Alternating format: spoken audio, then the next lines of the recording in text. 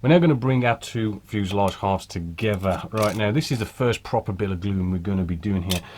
First thing, when it comes to really any kind of construction, golden rule, yeah, test fit, test fit, test fit, test fit. Right, you really want to sort of bring your two fuselage halves together. You really want to sort of just go round all the join lines. Just make sure they're lining up. Right, we've got no nasty gaps. Right, especially our tail section here, you want to sort of just press that down and just make sure those gaps completely disappear. Right, and moving our way around, for instance, we have just up here, this is closed, but as you can see just there, that's sort of open a bit, so just test and go, bit of pressure, yes, that closes. Right, and it's all about just trying to work out and find out, do you need to do a bit of sanding or any kind of like that just to get it to fit. Other things as well, instructions are not always right. The instructions, by the looks of it, they want us to take our rudder here and place it in here like so, and then somehow sort of trying to sort of hold that into place and then bring this on here and get it to come together. Right, found it nice and easy. Right, again, test fitting. I'll now bring these two halves together. I do a bit of a test fit. Let's get this together. Do a bit of a test fit, take our rudder, and let's see, can we apply the rudder after we brought our two halves together? And as you can see, it does go in, so don't worry about this. We'll put that on after we put it together. So this is the good thing about doing, as I say, golden rule, test for everything. You can sort of go look at the instructions and maybe change them yourself to make things easier and better. So what it wants us to do with the instructions as well is to bring our whole of our cockpit area here, and it's supposed to be, once it's glued together, we slide this in. I've kind of looked at it, and the way it's kind of going is sort of the way you want to do it, but I'll show you how we get that in there a little bit more nicer and snug. So doing our first bit of gluing, really you want to get out things like tape, good old, we've got all these sort of pegs and stuff, really good stuff to bring stuff together. Do have these F clamps or any sort of clamps really.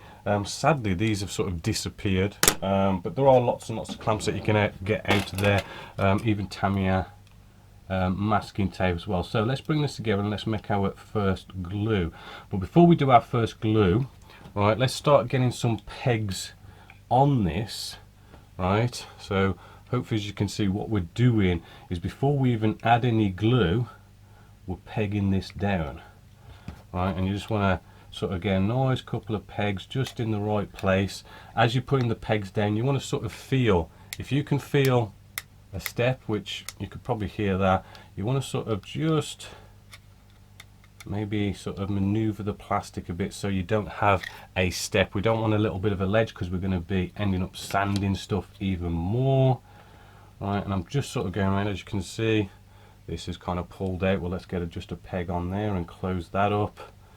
Right, we're looking good on the top there, and at the front it's a bit awkward to get a peg in there, so I've got a bit of masking tape here. We could probably maybe hold that down a bit like that. Right, so now what we're going to do is, maybe I need a bit more masking tape. What we're going to do is, to get this right, we're just going to slowly move our way around with our glue. Right, now we have two kind of glues that you could be using here. We do have the Tamiya Extra Cement and we have the quick setting version. I do recommend the quick setting version only because what's going to happen is we're going to paint on this. We're going to paint literally on the surface, and the whole idea of Tamiya Extra Cement is on the surface it just evaporates in seconds.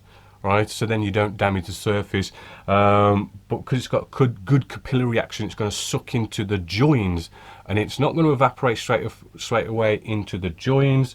Right, and it's just going to start dissolving and sort of welding them together. So let's do a bit of a spine just here. We're going to take our Tamiya Extra Cement quick setting. Right, well, let's just, we're just going to do this spine just here. I can actually still feel a little bit of a step, so I want to try and just push it either side just to get rid of that step as much as possible. Right. The cool things about the quick setting is you will notice it will start to bite and hold pretty quick. So as you can see, I'm just brushing this onto the spine. I've got a bit of a bubble there, let's move that out the way, and you'll sort of see that it does evaporate really quickly. Right, but now I've just done along that spine. Right, I don't want to be touching it because I don't want to put a fingerprint mark, but I'm just sort of kind of rotating it in the light and just making sure we've got no steps, which I'm just seeing a little bit of a one.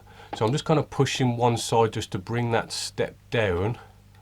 Right, and while that step's now gone, I'm just going to apply a bit of pressure on my fingers, just a little bit, and as I say, it's quick setting, so we shouldn't have to hold it that long, and that should get rid of the step. Right, just to save ourselves on some sanding. So that should be good now, which does look good. Right, and what we want to do now, also when we have things like this, we've got our tail section here. Now this is something that you've got to think about gravity. If I could just glue along here, but if say there's a bit of a blob and it goes running down, right, it's going to run down onto, I know maybe you got your finger there, as you can see we've got our peg just here. If it runs down on that, it's going to eat into the plastic, it's going to leave a peg mark, a fingerprint mark. So what we like to do in these situations is actually let gravity go in the direction that we want it to go. Right, I want it to go straight down, not across. So just using that, and because this is such a point, you know, it is good to sort of use the side of the brush, right, just to get that really nice and accurate gluing in there. Right, now just now, because this is a nice quick setting, I am seeing maybe a slight little bit of a gappage just at the top there, so I'm just going to temporarily just quickly whack my peg on there, right, and then let go, and that's closed that little gap there. Right, we've got another one there. I'm using my fingers this time if you want to use your fingers. Right, you can sometimes see these little gaps, and all they need is just a little push together just to sort of get rid of those gaps. Right, so there you go, that's all nicely gap free. And then all we're going to do now is, I'm not going to sort of bore you going all the way around, but we just go all the way around following those same principles.